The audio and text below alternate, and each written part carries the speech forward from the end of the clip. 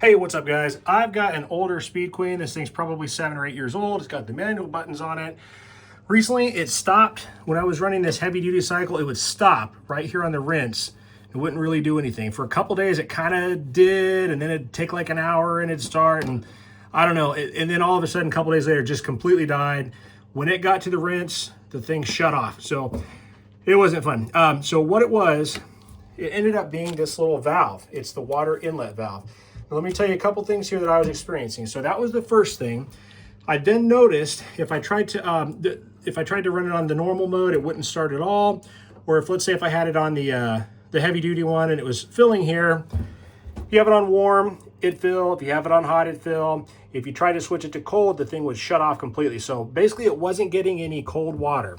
Now, with these Speed Queens, from my research, if it stops on the rinse, that's because they only fill cold water for the rinse.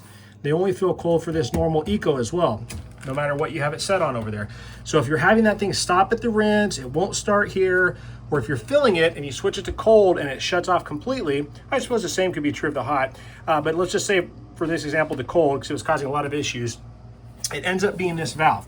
Now this valve, I looked online and people said it could be this. I actually took it out, ran it on my multimeter, and it looked okay, which I don't know what was wrong with it. Something wasn't working in there still, because I replaced it and it started working. But I ran it on the multimeter. It looked okay, but it wasn't. So if you're having that issue with no cold water coming in, definitely check this part.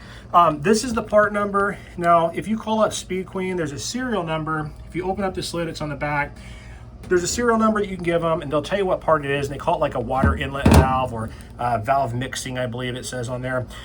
It's really pretty easy to replace this part. Make sure you unplug it, turn off your hot and cold water, and then, excuse the mess back here, there's a lot of lint and junk. Right back here, guys, you're gonna disconnect the hot and the cold. Then there is one little screw. You undo that, and then you can see these little tabs kind of slip in. You basically just kind of push it on it, slide that metal out of the tabs, and when you get that out, you're gonna have a, down here on this side, you're gonna have a red wiring harness for the hot. You're gonna have a white one for the cold, and then up top you're gonna have a little plastic valve with a little like retention grommet. I can't remember what they're called. The little things you unscrew and it moves the metal and it tightens it on there. So you basically you just remove that out of there. On this part, you can reuse that metal bracket. There was one little screw that went through there holding it in. That's all it was, and it was a perfect fit replacement. So, but yeah, like I said, if you're having that issue where that thing stops on the rinse, it won't do anything, it won't spin, it's not getting any cold water.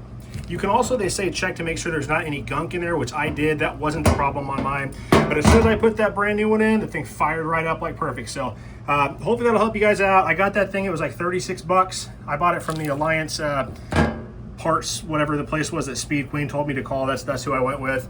They gave me a 20% coupon for it too. So I got the thing shipped. The shipping was $15, which is pretty high in my opinion, but it's the same price with the discount, with the shipping. 36 bucks shipped to the house as what you'd pay to buy it on Amazon. So I figured I'm gonna go ahead and get the real, legitimate part and whatnot. But like I said, I hope that helps some of you guys out. So these are good machines. I was a little surprised the thing broke on me in only 7 or 8 years being a Speed Queen, but hey, you know what? 36 bucks, the thing's back running, and I bet this thing will run for who knows how long. So anyways, hope that helps some of you guys.